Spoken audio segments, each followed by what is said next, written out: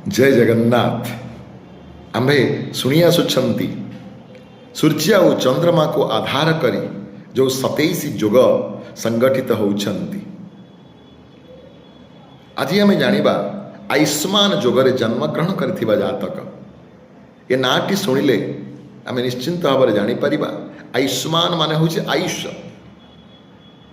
तेणु यही जोगरे जन्मग्रहण करथिबा व्यक्ति माने दीर्घायु हुअन्ति, कम परिश्रम अधिक अर्थ उपार्जन करिपारन्ति, ये केबे अभाव रे रुहन्ति नाही, दीर्घायु हुअन्ति, बलवान हुअन्ति, शत्रु को कौशलतार सहित परास्त करिथान्ति, शत्रु एमानकर किछि करिपारिबे नाही, युद्ध रे विजय लाभ करन्ति।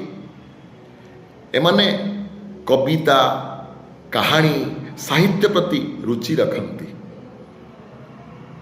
किंतु यही जोगरे जन्मग्रहण करथिबा व्यक्ति माने आयुष्मान जोगरे जन्मग्रहण करथिबा व्यक्ति माने चंद्रमा द्वारा प्रभावित होइथांतु, कारण एही जोगर स्वामी होउछंती चंद्रमा। तेणु निजर मन को स्थिर और शांत रखिले माने विश्व विजय हो पारिबे।